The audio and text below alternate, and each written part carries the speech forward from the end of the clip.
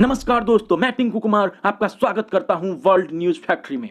आज हम बात करेंगे हिंदू धर्म में वर्णन किए गए विवाहों का। तो सबसे पहले हम ये जान लेते हैं विवाह का अर्थ क्या होता है। विवाह, बी का मतलब विशेष रूप से, बाह का मतलब ले जाना, मतलब पुरुषों द्वारा स्त्री को विशेष रूप से अपने घर ले जाना विवाह कहलाता है। मनुस्मृति में 8 प्रकार के विवाहों का वर्णन है, जिसमें से 4 शुभ विवाह हैं और 4 अशुभ विवाह। और 4 शुभ विवाह कुछ इस प्रकार हैं: ब्रह्म विवाह, देव विवाह, अर्ष विवाह, प्रजापति विवाह। और 4 अशुभ विवाह कुछ इस प्रकार हैं: गंधर्व विवाह, असुर विवाह, राक्षस विवाह, पैचास विवाह। तो चलिए दोस्तों, सबसे पहले हम बात करते हैं ब्रह्म विवाह का। ब्रह्म विवाह, इस विवाह में कन्या के माता पिता के द्वारा कुछ शर्त रखी जाती है। जो मनुष्य शर्त को पूरा करता है उसी वर्ष से कन्या का विवाह होता है, जैसे में राम और सीता का विवाह। इस विवाह में राजा जनक के द्वारा धनुष खंडित करने की शर्त रखी गई थी। अर्जुन और द्रौपदी का विवाह, इसमें मछली के आंख में तीर मारने की शर्त रखी गई थी। चलिए अब हम बात करते हैं दूसरी विवाह, दैव विवाह का। इसमें कन्या अपनी मर्जी से वर का चुनाव करती है। इसमें स्वयंवर का आयोजन किया जाता है। कन्या अपनी मर्जी से जिस पुरुष को वरमाला गले में डालती है उसी पुरुष से उस कन्या का विवाह होता है। जैसे में विश्व मोहिनी का स्वयंवर, इसमें नारद मुनि स्वयंवर में आते हैं और उनकी बहुत ज्यादा बेइज्जती हो जाती है। वैसे वर्तमान समय में इस विवाह का बहुत ज्यादा प्रचलन है, जिसे हम जयमाला के रूप में देखते हैं। बस अंतर इतना है कि बड़ी सभा में वर का चुनाव समाज के द्वारा पहले ही हो जाता है, बाकी सब बाराती कहलाते हैं। चलिए अब हम बात करते हैं तीसरी विवाह, अर्ष विवाह की। अर्ष विवाह में कन्या पक्ष वर पक्ष को मूल्य देकर दोनों की स्वेच्छा से विवाह करवाती है, और यहीं से दहेज प्रथा का आगमन होता है पूरे भारतवर्ष में। विवाह से कुछ दिन पहले तिलक, चंदन, टीका का आयोजन किया जाता है। इस आयोजन में एक मूल्य देने की रकम तय की जाती है।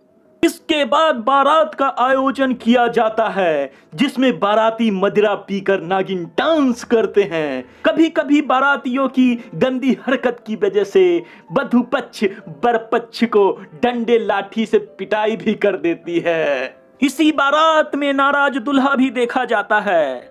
दुल्हे की नाराजगी की वजह गले में चैन, अंगूठी, बाइक, बुलेट या फिर 4 पहिया गाड़ी हो सकता है। अब हम शुभ विवाह की चौथी विवाह, प्रजापत्य विवाह की बात करेंगे। प्रजापत्य विवाह में कन्या के सहमति के बिना माता पिता द्वारा उसका विवाह पूंजीपति से कर दिया जाता है।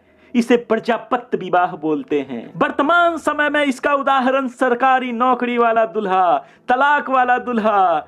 अब हम आखिरी के 4 अशुभ विवाह की बात करेंगे, जिसमें कि 5वें नंबर पर है गंधर्व विवाह। परिवार वालों के सहमति के बिना वर और कन्या का आपस में बिना रीति रिवाज के विवाह कर लेना गंधर्व विवाह कहलाता है, जिसे अभी के समय में हम लव मैरिज कहते हैं।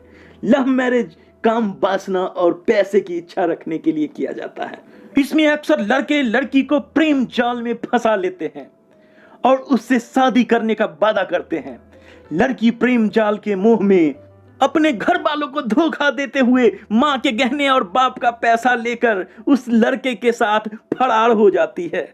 बाप का इज्जत की धज्जियां उड़ा देती है। 2 दिन पहले मिला प्रेमी के साथ भाग जाती है। भागने की मुख्य वजह विवाह संस्कार से पहले अक्सर दोनों में शारीरिक संबंध देखा गया है। इसमें अक्सर लड़के लड़की की मजबूरी का फायदा उठाते हुए हरिद्वार बाबा धाम का सिंदूर बताकर 2 मिनट में उनसे विवाह कर लेते हैं।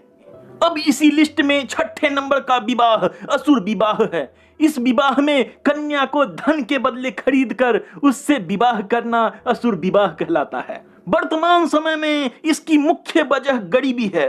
गरीब माता पिता अपना जीवन यापन करने के लिए अपनी पुत्री का विवाह चंद पैसों के लिए कर देते हैं। इसमें कई प्रकार के दुल्हे पाए जाते हैं, जैसे तलाक वाला दुल्हा, जिसकी पत्नी दुनिया छोड़कर चली गई, वो रंडवा दुल्हा।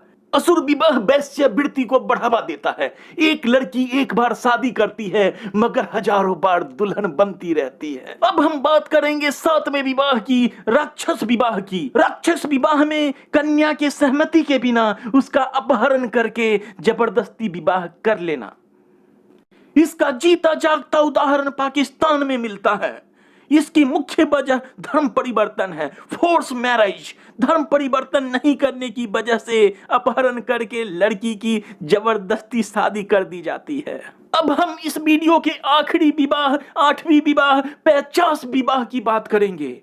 50 विवाह में कन्या की मदहोशी या गहन निंद्रा या मानसिक दुर्बलता आदि का लाभ उठाकर उससे शारीरिक संबंध बना लेना और उससे फिर विवाह कर लेना 50 विवाह कहलाता है। अब मेरा आखिरी सवाल आपसे, इन विवाह में से आपने कौन सी विवाह की है या आप करने जा रहे हैं? कमेंट में हमें लिख के जरूर बताएं।